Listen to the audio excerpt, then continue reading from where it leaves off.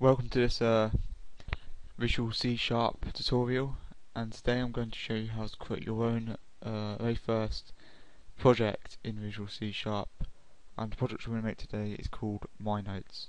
As you can see, it's basically a replica of let's say Notepad, Microsoft Notepad.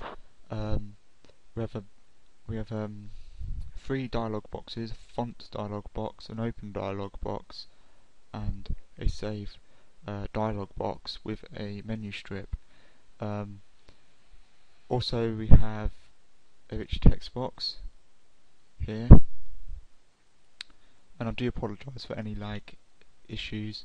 I'm not using my laptop at the moment, I'm using a family computer, so there might be some issues. So anyway, yeah, we've got a about button, a font button which is going to change style of font, an edit button with copy, cut, paste, undo and redo, a file button with new, open, save, quit, and save and quit. So that's basically the design, and this is a rich text box. I'll put all the controls and dialog boxes with the names and properties in the YouTube description. So firstly we want to go and look at the code for our thing. Do you want to... No, go away. I don't know what that was about. Yeah, let's go back to our code. Right, so here is our change font dialog box. So fontFD is the name of our font dialog box, and there's show color equals true. So basically, enabling the user to change the color of their text, and this is basically whereabouts the font dialog box will change the font, so it applies to our rich text box here. So it applies to that, as the same with the color option. Then we have a control statement to basically, just in case the user presses cancel and does not want to change the font, so we have this control statement here. This is basically kind of like a handler. It handles any like errors in a way, if you call it an error. No, go away. Moving on really quickly, it's our new menu option. So rich text box 1 dot clear. So it basically clears any text within the rich text box. Control. What to say about this open file and a save file down here. Yeah, so they're basically kind of like the same kind of thing really. Let's change that to save file, so you just know. So string chosen file. This is basically our variable for our open file dialog box. So it's basically our file we're going to open, because it could be any old file. So we could declare variable space, so let's say some memory, so we can open a file. And so moving on, right, so initial directory. This is basically where when we go into our Windows Explorer, so my documents, and this is where it will initially opens us to. So for instance, it'll open us to, if it loads, because holy hell, this computer is really shit. It's got like 1 gig of memory in it. Need to upgrade that soon. Yeah, so it basically open us up into here. All this crap from my stepbrothers. Yeah, so basically open us up into our documents library. This statement here, and then openFD title is basically our title. So for instance here, be a title which will display here. So say open up here, and file name is basically when you want to save a file. As you might know, when you go to open a file or save a file, it always comes up with a little file name what you want to save it as, which we put it as blank, so the user can use it. Initially we could sometimes it suggests a name for you, what you want to input, but we've made it blank. And we have a filter here, and this basically shows, as you might know, well, if it doesn't come up here, I'll show you later. Basically, what kind of files we can open. For instance, when we first open it up, it comes up with every single file, but when we try and open a file, we should have a filter option down here, and it'll only display our text files which are saved on our computer. As I said earlier, this is handles if the user presses cancel or doesn't want to use that option anymore. It's the same as with the save dialog box, apart from we've just changed the string to save file and we changed the open FD to saveFD. That's basically the same concept. Go on to our quit menu button. Block on if control statement here. Message box that show are you sure you want to quit. That is the body of our message, and quit will be our title for the message. Message box buttons is pretty self-explanatory.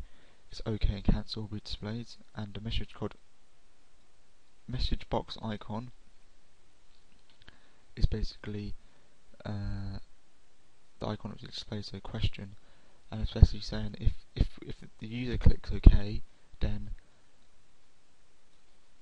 carry out this code here, application.exit.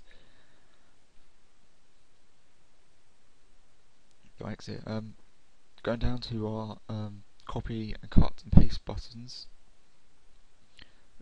That's basically the same thing already explained about the message box, so don't worry too much about that. I've just changed, the body of the text and the title of the text, and had a different icon, which we'll see later. The copy button. So if there's any, basically this is saying if there's any text, if any text was selected by the user, then copy it. If not, this won't be displayed. You won't be able to copy it because there's nothing actually been selected. So if any text has been selected, then copy it. Again here, the cut menu button. If any selected, if it was a different way of displaying it, it's just basically saying if the selected text within which text box 1 is not equal to nothing, then cut this text. So if we did have nothing in there and press the cut button, it wouldn't do anything, but if we did, it would cut it. So, go down to the paste option. This is more clipboard, as you might know, is when you copy and paste something, especially in older programs when it was a lot where it usually used to come up with the clipboard, such as I can't remember, like Windows 98 clipboard used to come up on the side like here, but I don't think it does anymore. So but anyway, if the text book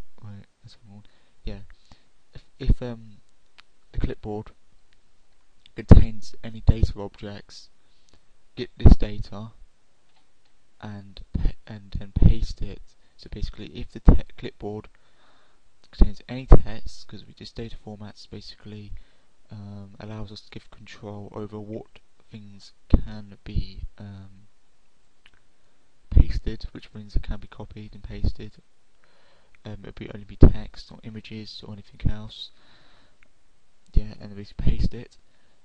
Go on to undo menu button. If you can undo, if there's anything to undo, basically if the user has done something, say copied a piece of text and then pasted it, if any actions which can be undone have been done, just undo them. Then again, if the redo button, redo whatever you've undone, so redo it. And that's about it to do code wise. So we're just going to compile our program to see it, to show you how it actually works.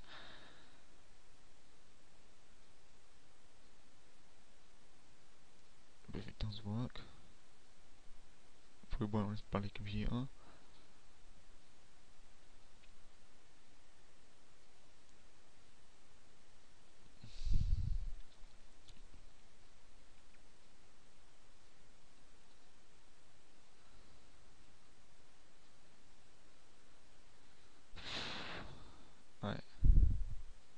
coming up now. Right here.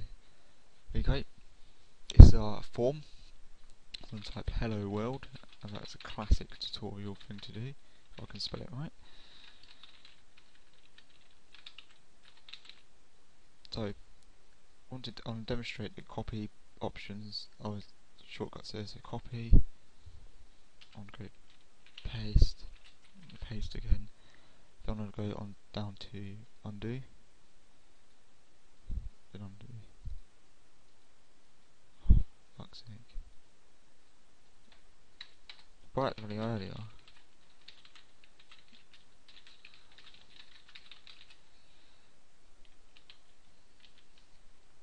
Let's demonstrate the cut button works. It does. You want to undo that one. See, the undo button does work. So, and then there's that redo.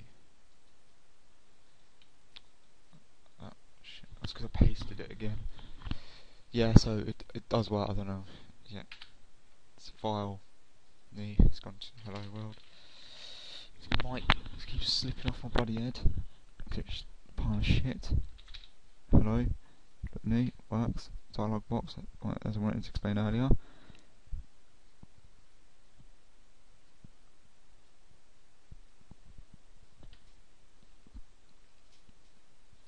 Our text filters down here. Text. File names. You want to save it as. Left it blank. Open title here. Our area. It's going to be saved. A font. Change style.